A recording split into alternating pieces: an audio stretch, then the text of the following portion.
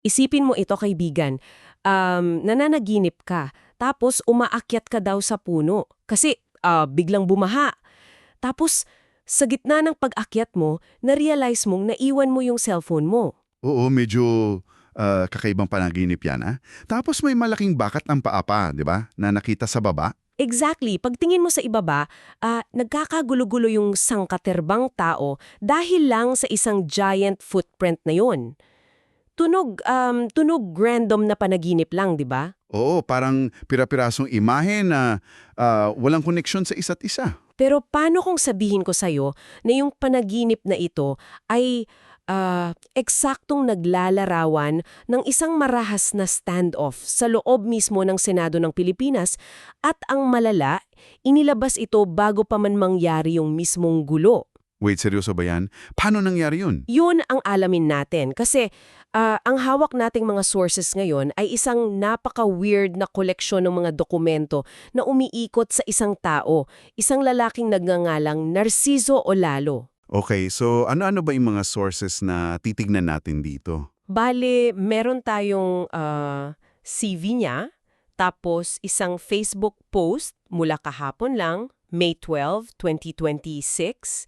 Meron din tayong live video transcript mula ngayong araw, May 13, at isang maikling pahina tungkol sa mga propesiya niya. Ang mission natin dito is unawain kung paano nagtagpo yung espiritual na pananinip niya at yung magulong mundo ng politika sa Pilipinas. Bago natin himayin yung mga dokumentong yan, kailangan nating maglagay ng napakalinaw na disclaimer para sa mga nakikinig sa atin. Oo nga, napakahalaga nito. Kasi yung mga materyales na pag-uusapan natin ngayon, naglalaman yan ng mga napakabigat na paratang.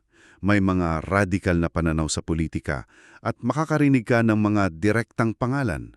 Mga tao mula sa kasalukuyang administrasyon, sa oposisyon, at pati na sa mga ahensya tulad ng NBI at Senado. Kaya gusto naming linawin na wala tayong kinikilingan dito. Exactly. Wala tayong pinapanigan. Left-wing man yan o right-wing, hindi natin ine-endorso ang mga pananaw o aligasyon na nakasulat sa mga dokumentong ito. Ang layunin lang talaga ng pagtatalakay natin is iulat ng buong tapat kung ano yung nilalaman ng source material natin. Susuriin natin yung ideas bilang isang text, hindi bilang napatunayang katotohanan. Okay, so hamayin na natin ito. Nakaharap sa atin ngayon yung mga sinulat ni Narciso Olalo. Bago tayo pumunta doon sa mga mensahe niya tungkol sa mga politiko, sino ba muna itong nagsasalita? Oo nga, kasi kailangan nating makilalo yung background niya. So based doon sa sarili niyang CV, ipinapakilala niya yung sarili niya bilang number one instrument chosen by God. Nakasaad doon na isa siyang faith healer mula pa noong 2010. Alam mo, yung konsepto ng faith healer sa Pilipinas, hindi na bago yan. Matagal na nating kultura yan eh. Parang pinaghalo siyang pre-colonial na paniniwala tapos sinamahan ng tradisyong Katoliko. Tama? Lalo na pag hindi na-afford ng mga tao yung ospital, dun sila pumupunta. Correct. Pero ang nakakapukaw ng pansin dito kay Olalo, may tatlong partikular na katangiang siyang laging idinidiin sa mga dokumento niya. Una, mariin niyang sinasabi na nanggagamot siya ng walang bayad, ni isang sentimo wala. Wala talagang hinihingi. Bakit daw? Utos daw kasi, direkta ng Diyos sa kanya. Tapos, pangalawa, ito yung tinatawag niyang power of mind. Wait, yung power of mind, parang mind reading ba ito? Hindi. Hindi niya binabasa kung ano yung iniisip mo ngayon. Ang claim niya is kaya niyang makita yung lahat ng mga kasalanang nagawa ng isang tao sa buong buhay nito. Kaya niya raw itong gawin kahit patay na yung tao. Grabe, pati patay nakikita niya yung mga kasalanan. Ano yung pangatlo? Yung pangatlo, inaangkin niya na kaya niyang makita yung mga mangyayari pa lang sa hinaharap. Kumbaga, nakaka-predict siya ng future. Ang lakas ng persona na nililikha niyan, ha? Hindi lang siya basta manggagamot, siya rin yung tagahatol ng moralidad at nakakakita ng kapalaran. Ito yung nagiging basehan ng mga warnings niya, di ba? Oo, kaya nga meron siyang isang maikling dokumento. Ang title is Pag Hindi Maniniwala. Nakasaad doon ang isang mensahe mula umano sa Diyos na nagbababala na kung hindi maniniwala ang mga tao, mangyayari pa rin yung propesiya para lang patunayan na totoo siya. Parang pag nangyari na, huli na ang lahat para sa kanila. Exactly.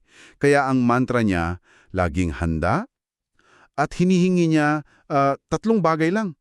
Magsipagsisi, i-renew ang Christian life, at magkaroon ng matinding pananampalataya. Pag naiisip ko ito, kaibigang parang concept ito ng isang whistleblower, di ba?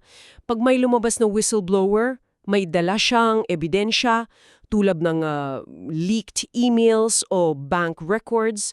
Dito inaangkin ni Olalo na yung insider source niya ay ang Diyos mismo.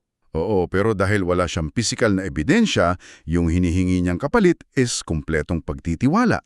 Dalisay na pananampalataya, kumbaga. Kaya diyan pumapasok yung latest na mensahe niya.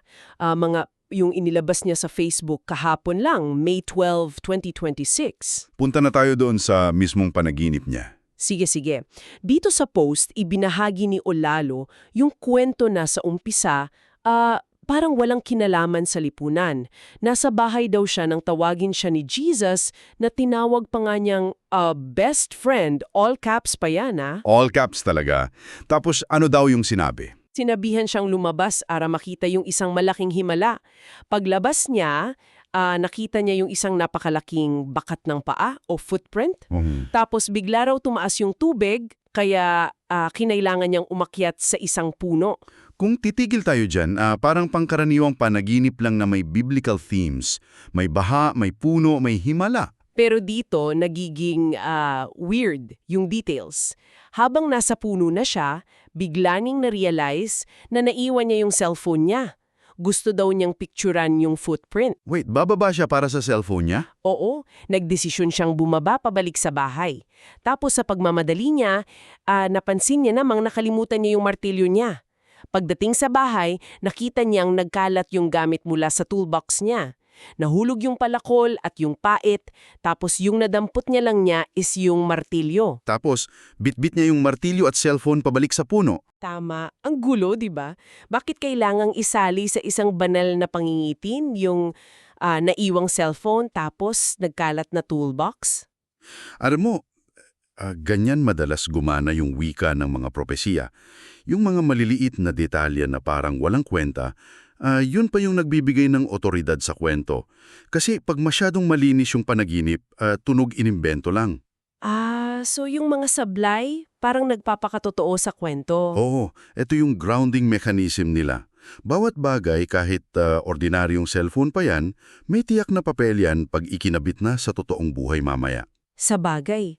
So pagbalik niya sa itaas ng puno, iba na yung nakita niya sa ibaba. Mayroong pulutong ng tao na nagkakagulo doon sa nag-iisang footprint. Pinagtatabunan daw ng lupa ng iba habang may mga taong desperadong hinuhukay ito. May mga pumipigil din daw sa ilang taong gumagawa ng isa pang footprint. Nag-aaway-away yung mga tao sa iisang footprint na yun? Oo, tapos narinig niya yung boses ng Diyos na nagsabing, yon ang nag-iisang footprint na sinasabi ko sa'yo. Para matigil yung gulo, pinukpok niya yung dalang martilyo sa puno at eksakto doon siya nagising. So paano naman ito naging mahalaga sa nangyayari sa bansa natin? Kasi ang plano dapat ni Olalo, ipapaliwanag niya ito sa linggo pa via Zoom. Pero dahil sa biglaang balita kahapon, May 12, kinailangan niyang mag-live video ngayong May 13. Kasi nag-match yung napanaginipan niya doon sa nangyayari sa Senado. Exactly. Yung pumutok na balita is yung napakalaking standoff at agawan ng kustodya sa loob ng Senado. Sa live video niya, translate niya yung bawat simbolo. Yung sentro ng lahat, yung nag-iisang malaking footprint or stone print, sino daw yon? Sino daw? Si Senator Bato de la Rosa. Siya yung nag-iisang preso na pakay ng mga tao. Wow! So, literal na kinuha yung palayo na bato at itinatapat sa stone footprint dun sa panaginip? Oo, ang galing ng koneksyon, di ba? Tapos yung paghuhukay at pagtatabon sa panaginip, yun daw yung agawan kay Senator Bato. Yung mga nagtatabon, sila yung pumuprotekta at nagtatago sa kanya sa loob ng Senado. Sino naman yung mga humuhukay? Yun yung mga otoridad gaya ng NBI, sila yung may bit-bit na warrant umano mula sa ICC na iniserve daw ni dating Senator Trillanes. Pinipilit nilang kunin si Bato. Kaya pala may agawan dun sa bakat ng paa? Tapos yung mga naiwang tools, yung palakol at pait, paano daw yun? Sabi niya, yung toolbox ginagamit para bumuo o mangwasak, 'di ba? Sa Senado, isinalin niya yung mga tools na ito bilang yung mga ginamit ng otoridad para puwersahang buksan yung mga pinto nang hindi sila papasukin. Ang metafora doon, karahasan yung ginamit imbes na tamang proseso. Kaya pala nahulog yung mga tools sa panaginip niya? Yung puno mismo tsaka yung baha? Yung puno, yun daw yung mismong gusalin ng Senado kasi nasa second floor yung gulo. Yung mga baging na nagkabuhol-buhol, yun yung mga mambabatas natin na imbes na maging gabay, nag-aaway-away at hindi magkasundo. Tapos yung paborito mong detalye, yung cellphone. Oo, eto malupit. Pilit niyang binalikan yung cellphone, 'di ba? Sa totoong buhay, nagkaroon ng media blackout sa Senado. Pinigilan ng media na pumasok kaya ang taming paraan para malaman sa labas kung ano nangyayari ay sa pamamagitan lang ng mga cellphones ng mga taong nasa loob na nagla-live o nagpipicture. Makes perfect sense kung bakit kasama ang cellphone sa panaginip niya. Tapos yung martilyo, yung huling detalye na nagpatigil ng gulo. Yun ang simbolo ng hustisya. Ayon kay Olalo, yung martilyo is yung Supreme Court o si Secretary Rimula na mag-aayos ng proseso. Yung pagpukpok niya ng martilyo, ibig sabihin, kailangang hintayin yung desisyon ng korte, parang TRO para matigil yung pisikal na agawan kay Bato. Para talaga siyang gumawa ng masterclass sa pag-decode ng mga simbolo, personal na panaginip na idinikit sa national news. Pero teka yang, hindi siya tumigil doon. Hindi lang ito kwento tungkol sa Senado. Inugnay niya ito sa mas malawakang sakit ng bansa. Oo, dito na tayo pumapasok doon sa tema ng spiritual warfare. Hindi na lang niya ina-analyze yung balita, kinokondem na rin niya yung mismong sistema ng gobyerno natin. Sabi niya, 16 na taon na raw tinatawag ng Diyos ang Pilipinas na makasalanang bansa. Yung krisis sa Senado, simptomas lang daw yon. Inakusahan pa niya yung kasalukuyang administrasyon ni Presidente Marcos bilang isang organisadong sindikato mula taas hanggang baba. Dito natin kailangang ipaalala ulit sa mga listeners na nire-report lang natin ang mga claims ni Ulalo at wala tayong pinapanigan. Yes, tama. At nagbanggit din siya ng mga isyong seryosong ramdam ng mga tao tulad ng palpak na ayuda mula sa DSWD, yung 5,000 pesos na pinilahan ng mga tao ng 2 araw, tapos marami ang hindi nabigyan. Nako, halaking issue nga yan. Pati yung sa NFA rice binanggit niya, di ba? Oo, yung 20 pesos na kilo ng bigas na tinawag niyang walang kwenta-kwenta. Tapos, kontrolado raw ng malalaking oligarchs yung gobyerno para sa tax evasion at pagkontrol sa presyo ng asukal, sibuyas at langis, kasabwat yung mga mambabatas natin. Kaya pala nawawala na ng tiwala yung mga tao sa mga institusyon. Kasi ang daming issue. At pag ganyan pumapasok yung mga mensahe ng mga taong katulad ni Ulalo na nag-o-offer ng sagot hindi galing sa gobyerno, kundi mula sa langit na. Pero sa gitna ng lahat ng batikos niya, may isang tao siyang ipinagtanggol talaga. Si Vice President Sara Duterte. Sabi ni Ulalo, walang korupsyon sa Davao at malinis daw ito. Bakit daw sunod-sunod yung atake ng Kongreso kay Sara Duterte, lalo na sa budget ng DepEd? Kasi daw tumanggi siyang maging bahagi ng sindikato. Kaya pilit siyang sinisiran para hadlangan siyang umupo sa mas mataas na pwesto. Sa kabilang banda, idinawit din niya sina dating Senator Soto at Lacson na may mga pinagtakpan daw na irregularidad noon. Matindi talaga yung mga binibitawan niyang salita. At dahil nga dyan, nagbigay siya ng isang napakabigat na warning. Sabi niya, baka matulad tayo sa Nepal na nagkaroon ng revolusyon. Ibo at retiradong militar, pati tayong mga karaniwang tao kasi nga wala ng tiwala sa gobyerno. Isang civil war dahil sa kompletong pagguho ng tiwala? At alam mo ba, pati relihiyon hindi nakaligtas sa kanya. Naging korap na rin daw ang relihiyon sa Pilipinas. Pabalat bunga na lang, isang negosyo na nagmumukhang banal pero sa likod puro kasamaan. Kaya para sa kanya paraiso at impyerno na lang yung natitira based sa kabutihan mo. Ang lala, no? Pero bakit ba mahalaga ito para sa mga nakikinig sa atin ngayon? Bakit natin hiniway ng ganito katagal yung isang post sa Facebook at Zoom call? Oo nga, bakit nga ba? Kasi ipinapakita nito kung ano yung takbo ng isip ng marami kapag may matinding krisis sa politika. Para sa karaniwang tao, yung gulo, hinabato, hindi lang yan issue ng batas. Literal na laban na yan ng kabutihan at kasamaan. Yung politika, nagiging espiritual. Mas madali nga namang isipin na may divine plan katulad ng nakita ni Olalo kaysa isipin na sobrang magulo at walang direksyon yung bansa natin.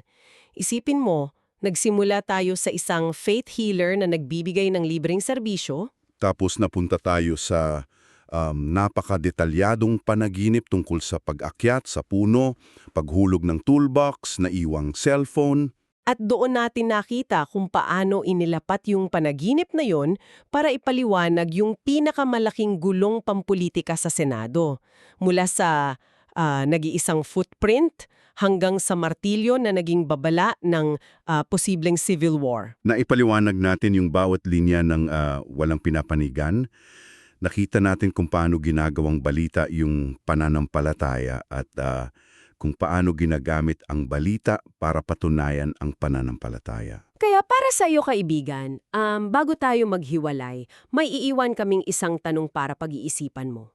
Nakita natin kung paanong yung personal na panaginip ni Olalo ay saktong-sakto na lumatag doon sa magulong realidad sa Senado. Oo, parang puzzle na nag-fit talaga. Pero kapag ang panaginip at katotohanan ay ganyan ka-eksakto, sa gitna ng matinding krisis, alin ba talaga ang nagmamaneho sa isa't isa?